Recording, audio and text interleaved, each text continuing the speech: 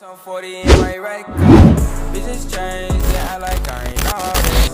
Getting money, nigga. Guys, magandang oras ito. Nakabili tayo yung hapon yung lubas na isda. Itong ating nabili, lubas na isda. So, itong ating ulam ngayon, yung lubas na isda mga guys.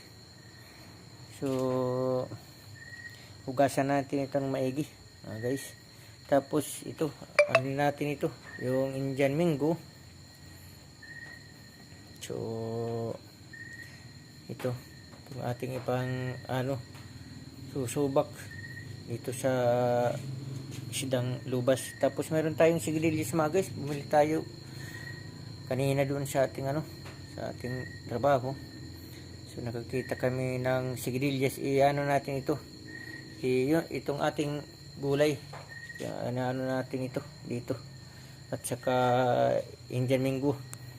Itong ating lubas na isda, Indian Mingo, at saka yung itong sigarilyas. Ito, ano pa ito, bata pa, mura pa ito mga guys. Ano pa ito, malambot pa. Hindi pa ito matigas. Pinutol-putol pa ng iba. So, at saka na rin tayo mga guys dito sa ating simpleng dirty kitchen. Yan, nagsain na tayo ng bigas para baga making kanin na ito na makain natin mamaya-maya. Oh, ayan mga guys. Bagong ani yan mga guys, dun sa aming area, dun sa aming home court area mga guys. So yan, natin ito mga guys. So magkaluto nito yung kanin at saka isda, kakain na tayo. So luto na ito ating kanin. Yan ang ating sunod na pagluto ng ating isda. Tapos na nating linisan mga guys. Yan, meron ng yan, asin, sili. Tapos yung gulay mamaya pag naluto yan, itong sigarilyas, ito ating gulay. So, pagkatapos yung ating Indian Mingo, ilalagay natin din dyan sa isda para masim-masim. So okay mga guys, so lutuin na natin isda. Ang kanin tapos na, so luto na yan. So itong susunod nating isda, so lulutuin na natin ito para magugutom na tayo.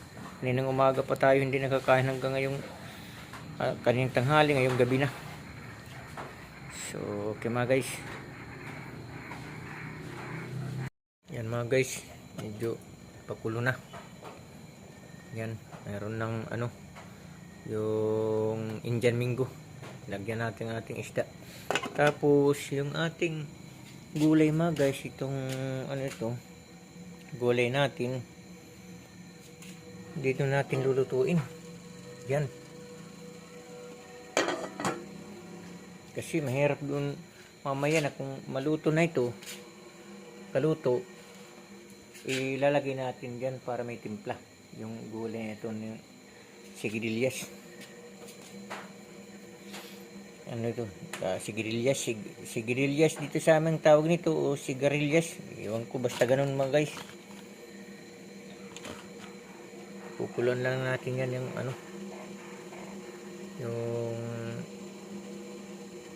rice cooker yan na ating ginamit na pangluto sa ating gulay mga guys.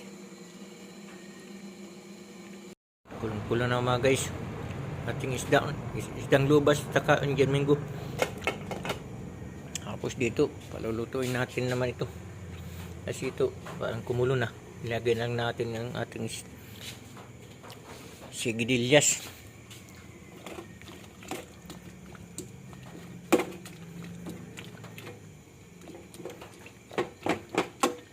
Yan, pakulo na mga guys. Takluban natin yan. Ating sigarilyas kumulo na. Ipapaibabo na natin yan dito sa ating isda. Yan, ating isda. Yan, mininyaran muna natin ng apoy. Yan, ulit lang. Mamaya papalakin natin, natin yung gulay. Ibabo natin dyan. Yan ang ating sigarilyas.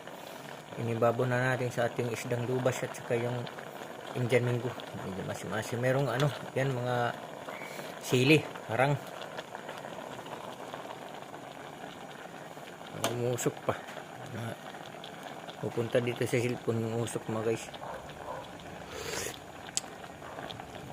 Pwede na mga guys. Pwede na makain ito. Okay na ito. Ito na ito. Kain na. Okay, mga guys, kain na tayo.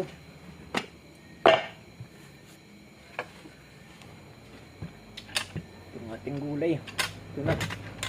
Yung sigarilyas. Itong sabaw niya mga guys.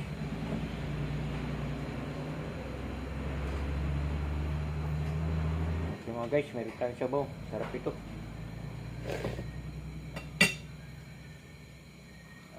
Sili mga guys. Itong sili mga guys. Pigan natin.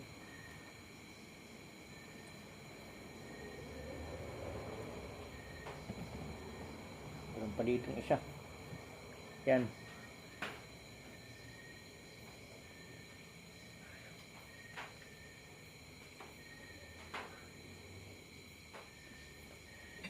Meron ng sili.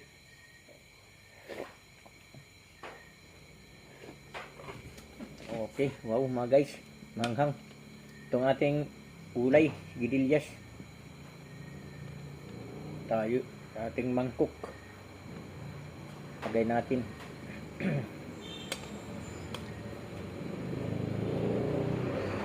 ating ulay mga guys. At saka Indian Mango. Ito na lang din.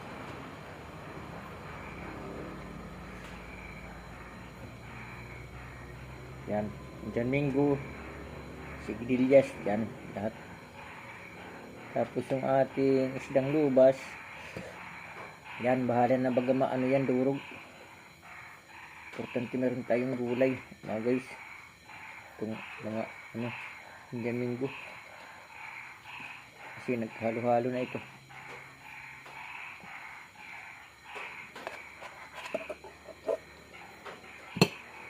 Yan, mga guys. Okay, kainin na tayo mga guys. Itong mga sili, ano natin dito. Budbud natin ito sa sabaw para mas mahanghang.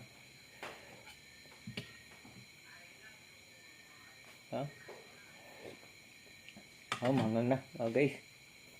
Okay, so manalangin muna tayo. Thank you Lord sa bigay mong pagkain sa araw-araw, siya namin nagagamit at saka nakakabusog sa amin. Amen.